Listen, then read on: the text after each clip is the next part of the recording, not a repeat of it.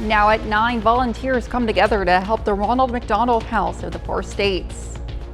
Plus, Shoal Creek Conservation Center partners with Wildcat Glades to host a nature walk for children. Dogs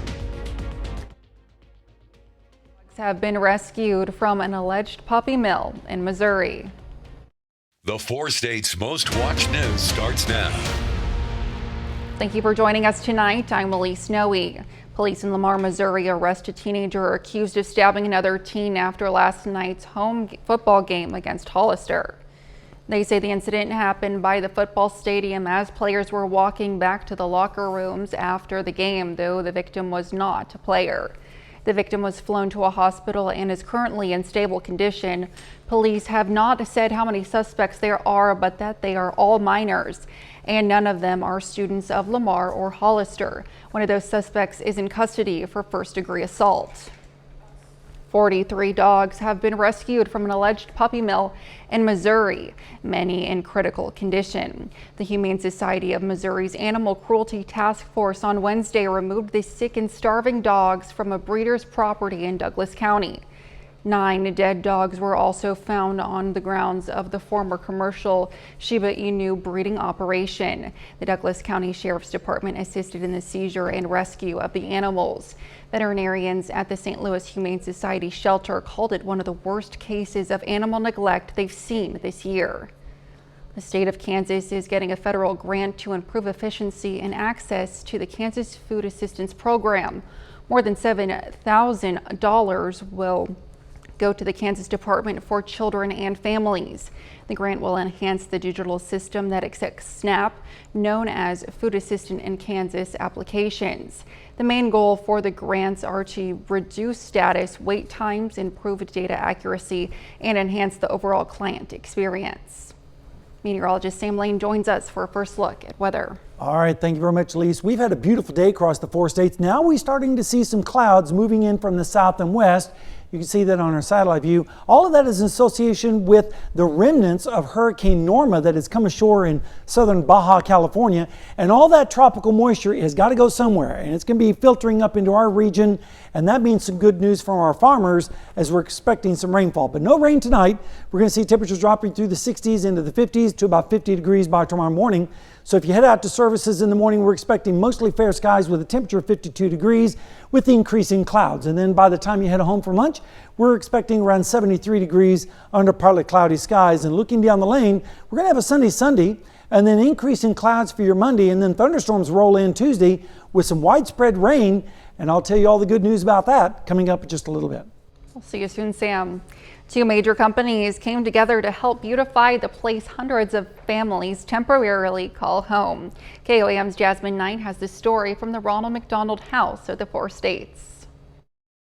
When you have a loved one in the hospital, especially a young child, it is important for the support system to always be nearby, whether it be for crucial decisions or just for hugs.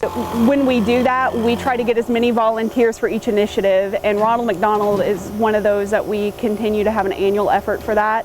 And so we campaign as much as we possibly can to get as many volunteers out to help here locally.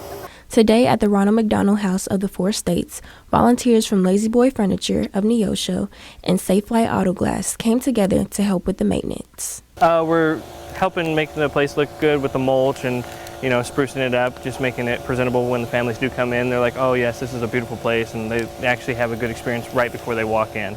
And from what I've seen on the inside, I mean, it's beautiful here. These efforts have a huge impact for the Ronald McDonald House. It gives the family the peace of mind of having a welcoming place to stay while caring for their child. Taylor Johnson, whose identity wishes to be protected, shares her family's story.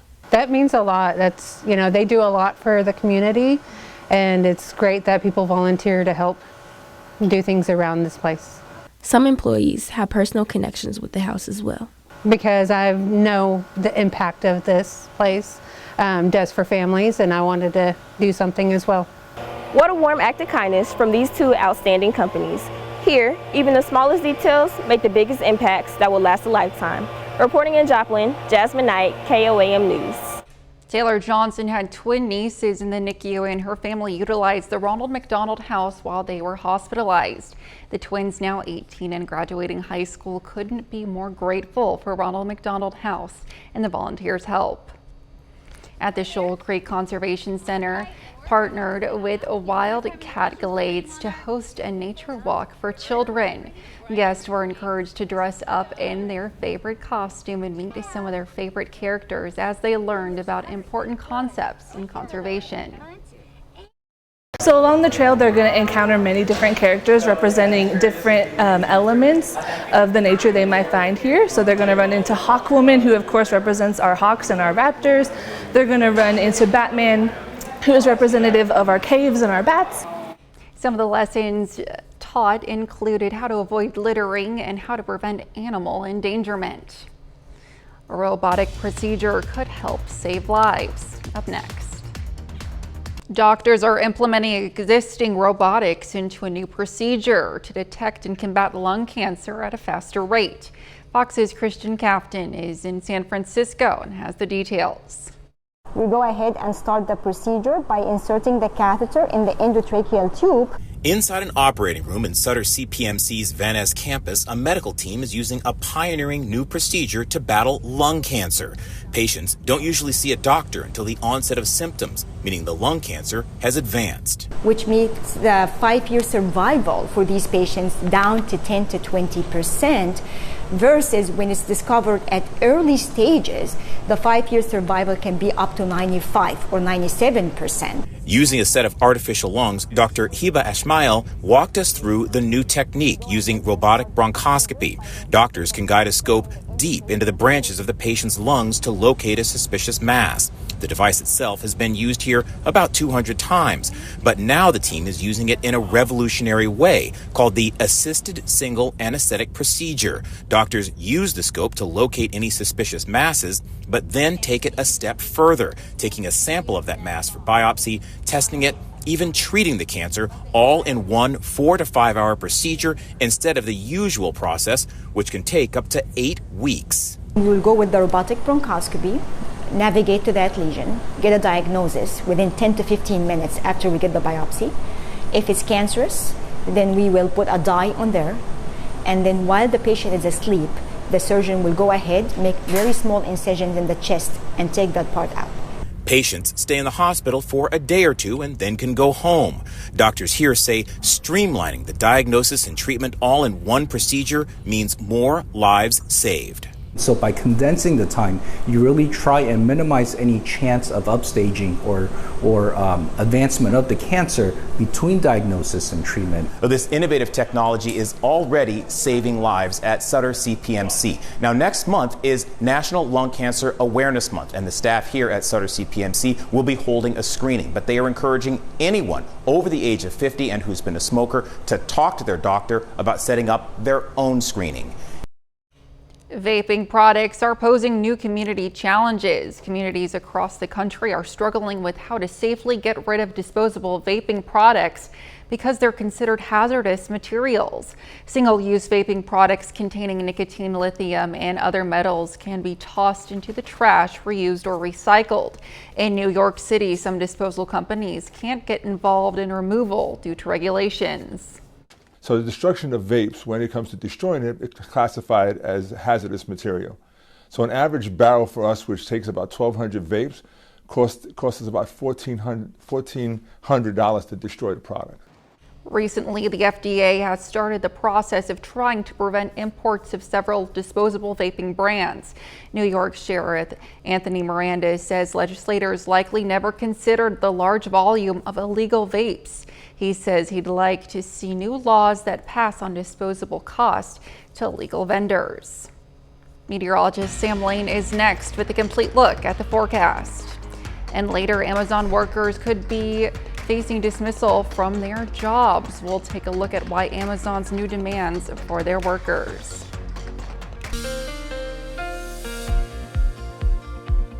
Well, we've had a beautiful Saturday across the 4 states, lots of sunshine, just a few clouds starting to peek in as we headed towards the evening hours. But let's start out this morning at Seneca, Missouri, to Indigo Sky Casino and Resort, and we go in motion. You can see lots of blue skies this morning, and then the clouds started rolling in early this afternoon, and then by this evening, pretty much covering the sky in a large part, especially out towards the west. That is the start of some changes in our forecast, but we made it up to 86 today, which was only 3 degrees from the record of 89 set back in 1978. Of course, it can be below freezing this time of year too, at 27 back in 1987, and we're way behind, of course, on the rainfall, but that's going to be changing as well.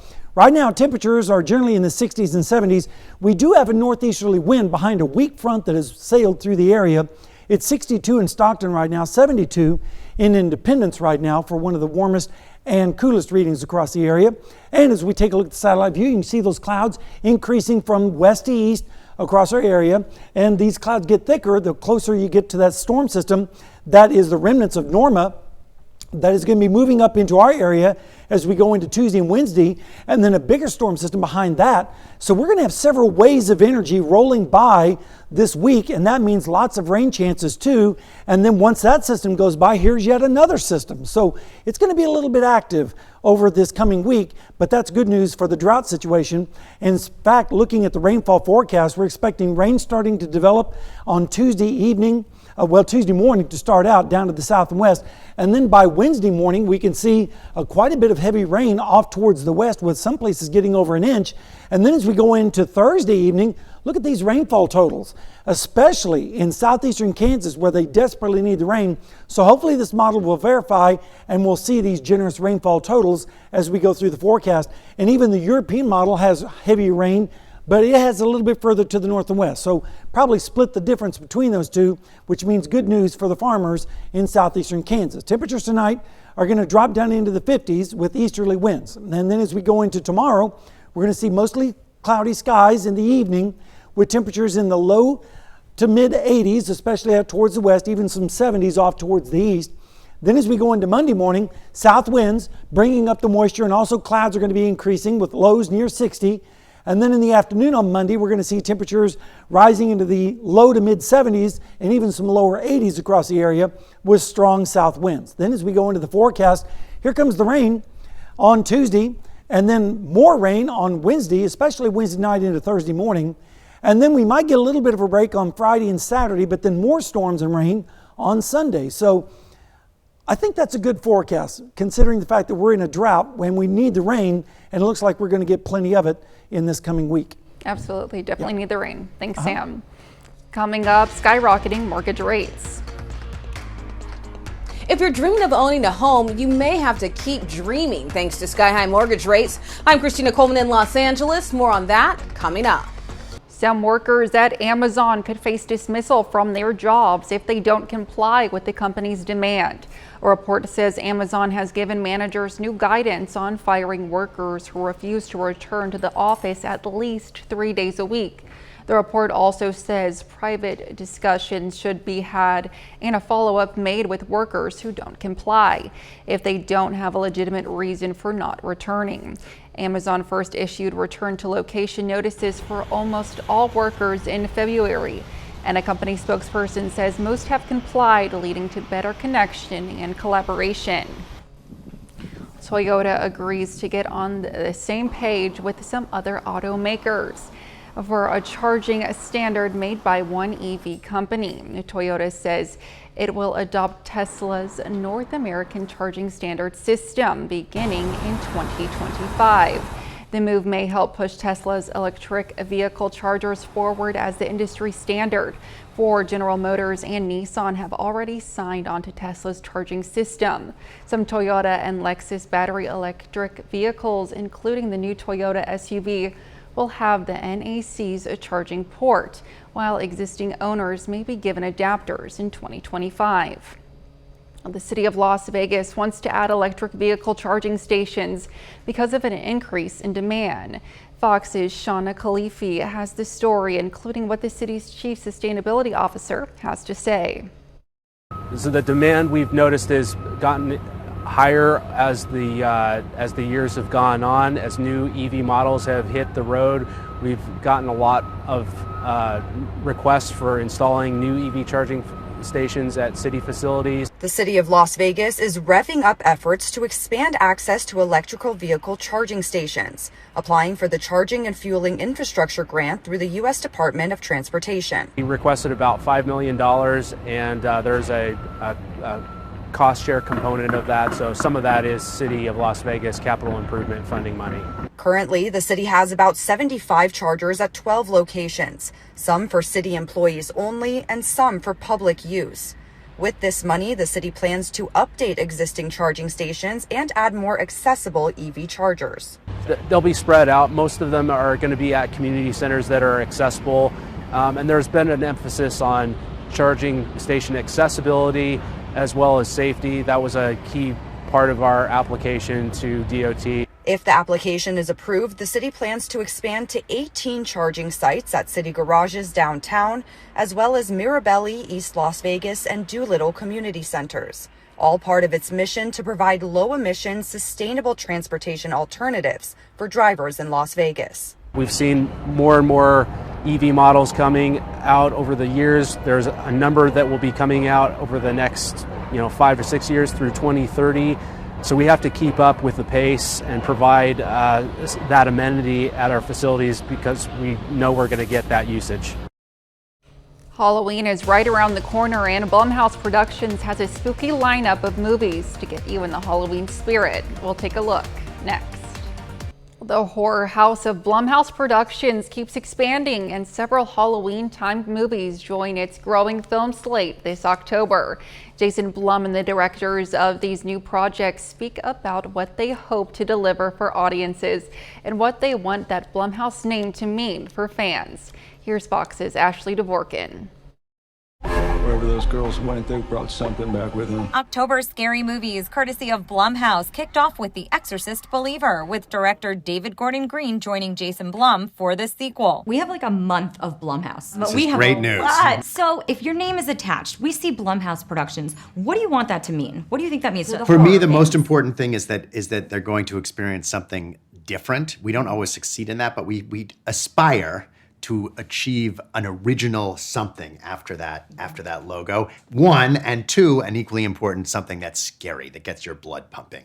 Nahnatchka Khan directed Blumhouse Amazon Studios' horror comedy Totally Killer, which is on Prime Video. They're the legends. I mean, they are, huge, especially merging with James Wan. I mean, that mega, studio is so known for Halloween and their scares and these worlds that they create. And they do everything from The Exorcist to Megan to all kinds of things in between. And it's such a pleasure to work with these guys. And they also, by the way, love making movies. Hello? Director Emma Tammy of Five Nights at Freddy's also shared her perspective on the horror house as a filmmaker. Freddy's is in theaters and on Peacock October 27th. They are risk takers. They are innovators. When Megan came out, they hadn't done anything like that before. When Paranormal came out, that was breaking ground. And obviously they're holding these amazing franchise reboots between Halloween and Exorcist. So their scope is amazing. And I think with Freddy's, what was incredible is they were like, we know this is a unique thing and we're gonna support that. We're going to have so much fun together. In Hollywood, Ashley Dvorkin, Fox News. 30 more minutes of news, weather, and sports coming your way. Hopeful home buyers may have to keep their heads in the clouds as sky-high mortgage rates continue. Coming up. Kansas Governor Laura Kelly announced the recipients of the second round of funding for child care across the state. 27 organizations are receiving funding with the goal of increasing available slots at high-quality child care programs. In June, the first wave of funding allocated $43 million to 52 child care providers. This round is worth $11 million. In total, the funding will add another 5,600 child care slots in the state. On Friday, the Supreme Court declined to revive a controversial law in Missouri that bars local police from helping enforce certain federal gun laws. The Second Amendment Preservation Act imposes up to $50,000 in penalties from assisting with the enforcement of federal laws, and that the state's General Assembly believes may be unconstitutional. However, it does allow state agencies to assist with enforcing federal laws involving felony crimes. In March, a Missouri federal judge blocked the law, and appeals court decided not to put that ruling on hold. The decision forced Missouri's Attorney General to turn to the Supreme Court. Astronomical mortgage rates are making an already pricey housing market even more unaffordable for would-be home buyers. Fox News correspondent Christina Coleman has that story.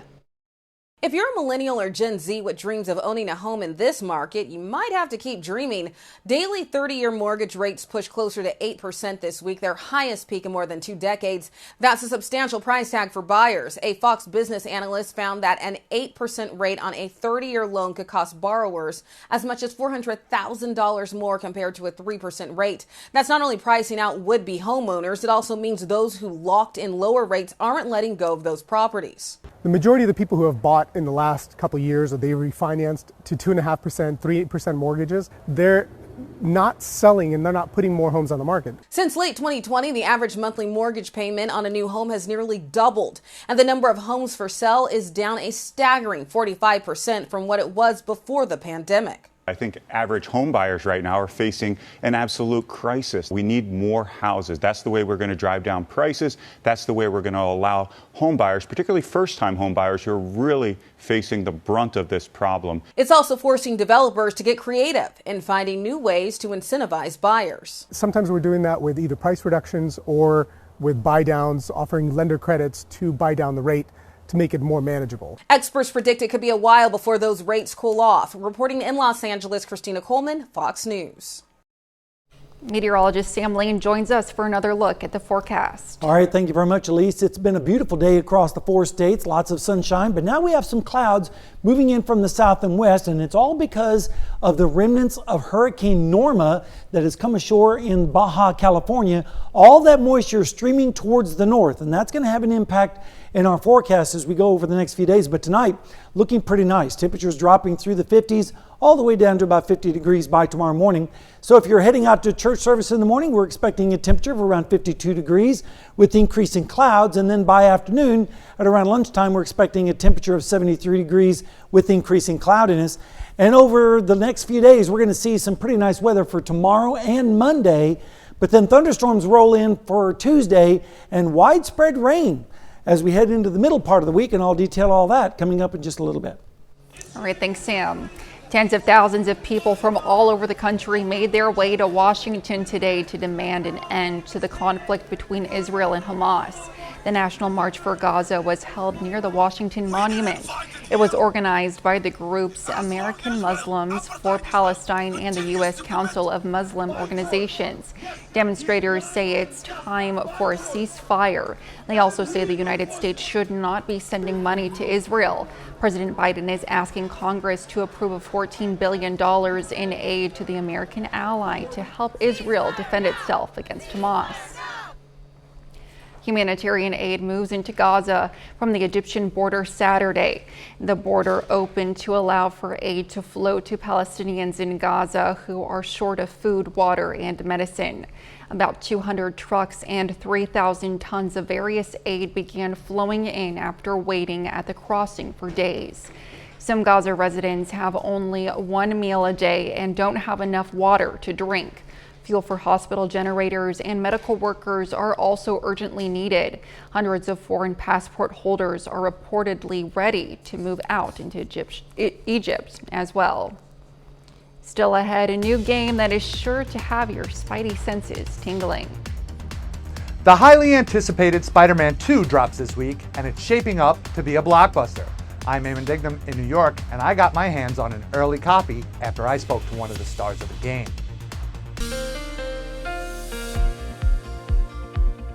Well, it's been a wonderful weekend so far with lots of sunshine and very warm temperatures. In fact, we were only 3 degrees from the record.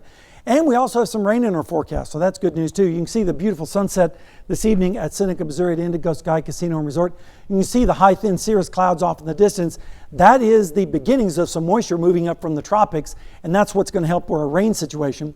There's that high of 86 today, only 3 degrees from the record of 89 set back in 1978. And of course, we're 11.5 inches behind on rainfall for the year, and we're not even the worst. The worst of the drought, of course, is in southeastern Kansas. Temperatures right now are not that bad, ranging from 62 at Stockton to 72 in Independence with a light east to northeasterly wind. We are behind a weak boundary that pushed through the area, but as you can see, temperatures really didn't change all that much. It just changed our wind direction. Here's a look at the satellite view. You can see lots of clouds and moisture down to the south, and over the next few days, this moisture is going to work its way towards the north. And that's because we have the remnants of Norma, which has hit the southern Baja California tip and is now moving up towards the north and east, and that moisture will start to combine with a powerful storm system out of the southwest, and those two elements together is going to keep our rain chances going for several days, starting on Tuesday, right on into Wednesday, and then once that system moves by, here comes yet another storm system dropping into the mountains, and that will start to impact us as we go towards next weekend. So we have several rounds of showers and storms possible this coming week. In fact, we're looking at rainfall amounts to start accumulating on Tuesday morning, especially down to the south. But then as we go into Wednesday, notice a stripe of heavier rain in southeastern Kansas and northeast Oklahoma, with some places getting over an inch of rain. Then as we go into Thursday, look at the amount of rain that really starts to fall across our area. Hopefully this forecast will verify, as southeastern Kansas has been in an extreme drought, and they could certainly use the water as well as most of the area as well. Temperatures tonight are going to be pretty nice, generally in the low 50s across the area with east to southeast winds. And then as we go through the day tomorrow, increasing clouds, but we'll still have some sunshine too, with highs in the low to mid 80s, especially out towards the west, and then south winds bringing up that moisture.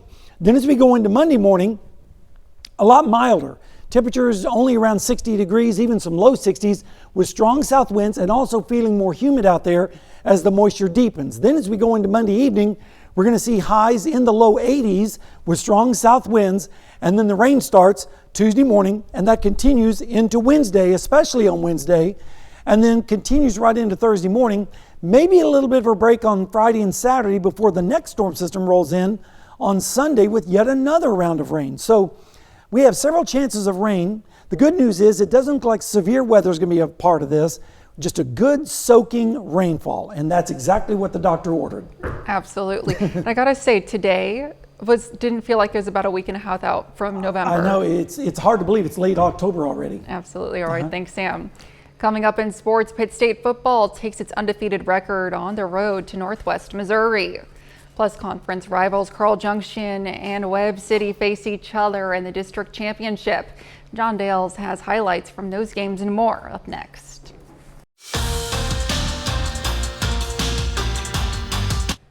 Pitt State football is the #2 team in the country with a 7-0 record.